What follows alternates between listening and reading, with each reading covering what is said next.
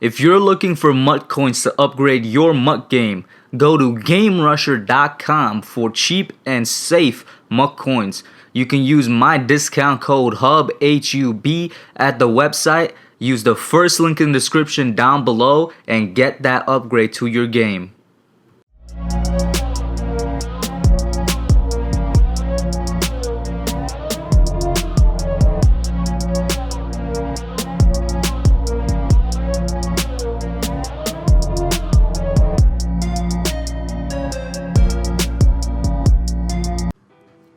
What's up, Giants fans, Hub watchers, YouTube subscribers, Twitter and Instagram followers? It's Kush back at it again with another Giants video, this time a preview video.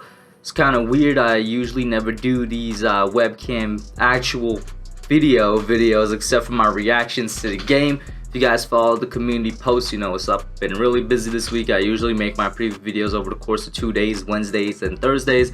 I was busy then. Heck, I was busy today. Like, I already recorded one version of this and I got interrupted, had to go do something. Gonna be busy after this as well. So because of that, I'm gonna change it up a little bit. I'm gonna take a little bit page out of OGR's book for this one. Shout out to OGR Sports, guys. Go over there, sub him up. And I'm gonna do not necessarily a whole entire preview, because even that I don't have time for, but let's do keys to the game. I'm gonna do 3 keys on defense, 3 keys on offense, and 3 keys on, well, 2 keys on special teams for the Giants' success to win this game. So like, subscribe, and share. Let's get into it. So the first thing we're going to talk about, let's talk about this Giants defense, because they're going up against a Seattle offense that is one of the top offenses in the NFL. This is per Pro Football Reference. They are number 4 overall in the NFL, with the 5th overall passing offense and the 11th overall rushing offense. The way the Giants defense stacks up is that we are the 10th overall defense. We rank for passing wise, we are the 19th overall passing defense and 5th overall rushing defense. So I think we match up pretty well. Now, there is a disparity there between the passing offense to Seattle and the passing defense to the Giants. I will say this, we've gone up against strong passing teams before. Rams, Cowboys at the time, Tampa Bay. Let me try to think here. Yeah, no, those are probably the 3 strongest passing teams we went up against that, you know, that's just coming right off the top of my head. And we kept all 3 of those games really close. 2 out of the 3 of those games we should have definitely won, but the refs were blind or something. They couldn't see what was happening. So I do think that we could keep it close with Seattle here. Now, the big main matchup that everybody's talking about is DK Metcalf versus James Bradberry. So key number 1 on the defense, listen, James Bradberry needs to have the best game of his year so far, and Bradberry has been having a stellar year. He's not having a Pro Bowl year, he's having an All-Pro year. And if they disrespect this man at the end of the year but not putting him first team All-Pro, there's gonna be some problems. James Bradberry is the best cornerback in the NFL right now, man to man, and this could be a defining game for him. There's not that many people that know about him because he plays on the Giants. You know, not that many media eyes on us. If he goes out there and he takes care of DK, which honestly I don't think is going to be too hard to do. Now, Darius Slay is not a scrub. Darius Slay did get just absolutely mopped by DK, but I think that James Bradberry is way better than Darius Slay. I also think that James Bradberry can take care of him, because this is a guy who's taking care of Mike Evans, you know, down when he was playing the NFC South. He's taking care of Michael Thomas. He's taking care of DJ Moore and, you know, Curtis Samuel. He's faced up against D-Hop last year and took care of him, and he will be facing D-Hop again this year against the Cardinals. James Bradberry needs to have the best game of his career. First defensive key, second defensive key, rushing. Chris Carson is back. You know, he came back in that Eagles game. I believe Chris Carson looks just as good as he was before he went out. We're going to have to keep this Seattle rushing offense down, because while they may be the best passing offense in the league, don't let that fool you. This is, I think, just last year they were the top rushing team in the NFL. They technically still are a top rushing team in the NFL, being ranked 11th overall. Their offense heavily depends on how good that running game is. If we could stuff the run, we're going to be in for a good time. And this Giants front 3 have been doing a great job at stuffing the run over the past, I want to say, 5-6 weeks. I read off our rushing defense. We're 5th in the NFL. Listen, we can't take care of business. You know what I'm saying? Dexter Lawrence, Dalvin Tomlinson, and Leonard Williams, they're going to need to have a pretty good game as well, along with support from the middle linebacker core, Blake Martinez. I'm going to be interested to see how Tay Crowder plays this game. He made his return last week. He was in limited snaps. I've been noticing that with a lot of players coming off, either injuries or COVID list this year, not just the Giants. Basically NFL wide, they're easing these players back into the game. So I'm going to be interested to see how Tay Crowder comes back in and adjusts with that and helps out with that. But rushing wise, our rushing defense needs to be stout. I know during the Eagles game they were not. I think that was by design so that they would force Carson Wentz to beat them. I don't know what the design is going to be here, because I'm not trying to force Russell Wilson to beat us. So I would try and force their rushing game to beat us, which leads me to my third key of the defensive side here. Have somebody on Russell at all time, and don't blitz. This kind of goes hands in hand. I know it's two keys, but I feel like it goes hands in hand. The Giants have not been a blitzing team this year, which thank God we're not. We've only blitzed over the course of the year on 27.9% of our defensive snaps. That put us right around middle of the pack in the league. Yet without blitzing, we lead the league in quarterback knockdowns with 46. We are at 11th in the league. It's with sacks in 27th there, 27 sacks. And pressure-wise, we are 7th in the league in pressures with 105. So listen, the Giants don't need to blitz, but more so with Russell Wilson. You blitz, he's going to burn you. He's going to run around, do a little trick magic, work with the feet, find somebody wide open in the end zone and kill you. Or he's going to kill you with his legs. So don't blitz and have a spy on him at all times. Who that spy is going to be, I have no idea. I really don't know. And I'm not Patrick Graham. I trust him. Whether or not he puts one on Russ, I would say put one on him, because that seems to be the way to go. I would suggest Xavier McKinney, but once again, I am not Patrick Graham, man. I can't answer that, man. So hopefully Patrick Graham will know what to do here with how he handles Russell Wilson. I would put McKinney, though, just because Logan Ryan's playing star football at the free safety position, and Jabril Peppers these past 5 weeks as well has also been playing some really good football. Moving over to our offensive side against the Seattle defensive side now. This, unlike the Clash of the Titans, that was the matchup I talked about just now, this is a bit more weaker. The Giants are the 30th overall offense in the league. The 28th passing offense in the league, and we are going to be without our starting quarterback, and the 16th overall rushing offense in the league. How Seattle's defense stacks up is Seattle is the 26th overall defense in the league.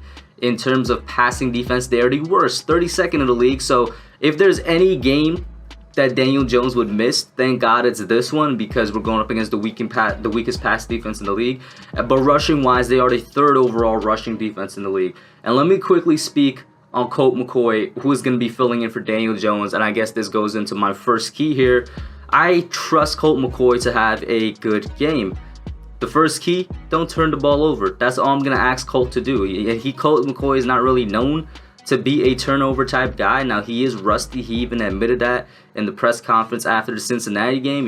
He can't remember the last time he was actually thrown into an NFL game. This is his first time starting an NFL game, I think, in over a year. He did start one game for the Washington football team last year. And then the year before that, I think he started 3 or 2 in 2018. 2018 was the last time he was really just known as a kind of starting quarterback for Washington. But I digress. Colt does not turn the ball over, and he's going to need to not turn the ball over here. All he needs to do is be a game manager, which, if we're going to be honest with ourselves, Daniel, for I want to say 2 out of the 3 wins of our past 3-game win streak, has been a game manager, and it's worked. It's worked because the rushing attack was getting going and the defense was doing its job. The defense was doing better than its job, to be honest with you. So Colt, just don't turn the ball over, man. That's my key for Colt McCoy. And before I go off on even more of a tangent here, I do think this is a very winnable game for the Giants. That doesn't mean I'm necessarily picking them to win, but don't be surprised if they do, because I don't think the offense doesn't need to change that much to adjust to Colt McCoy. And Daniel Jones, if we have Daniel here, I will be picking us to win, because yes, he was a game manager for those 2 of the 3 games, but he is not, that's not his player archetype. I believe he has more than that, and he's done more than that for us, with his legs, with a couple deep down the field passes and whatnot. So getting back to the keys here, the second key would be the rushing game. Don't give up on it. Seattle is ranked 3rd overall in rushing defense. Forget that. The Giants have been up against some of the best rushing defenses this year, at the time that we faced them. When we faced the Tampa Bay Buccaneers, I think they were the number 3 overall defense in the league, and they had a top 10, top 5 rushing defense as well. In fact, if I go right now on Pro Football Reference, Tampa Bay is the number 2 overall rushing defense. The Rams, number 4 overall rushing defense. And that was when we faced the Rams, we didn't even have a rushing attack, and we almost won. I am not too scared from this Seattle rushing defense standpoint here. I think we should get it going. The way this offensive line has been playing, we should get it going, man. We should definitely win the battle in the trenches here. We're going to win it defensively, and this is kind of backtracking a little bit. We're definitely going to win the trenches defensively, but Russ is going to run around. Offensively, I expect us to win the trenches as well. Seattle doesn't have that great of an defensive line like they were known for a couple years ago. The best guy on their defensive line is Carlos Dunlap, who was on the injury report. I think he's going to play. He had limited practice on Thursday. And other than that, maybe LJ Collier, who's definitely, you know, he had a good game against the Eagles, but it's the Eagles. We should win the trenches. Wayne Gallman should get going. The Wayne train. What up, t-shirt reference, bro? Get it from teespring.com/store/thehubstore if you're interested. And that leads me to the third key of the game offensively. And man, oh man, this key, please, please, please get your receivers involved. I know Evan Ingram has a favorable matchup here against the Seattle middle linebackers. Bobby Wagner is a great middle linebacker. I don't think he could keep up with Evan Ingram. And honestly, I can't.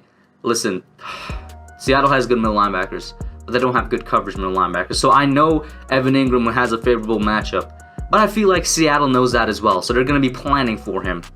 Use your wide receivers. We have a relatively healthy wide receiving core. Please lean on them a bit. Please involve them a little bit. Jason Garrett, I'm talking to him directly now.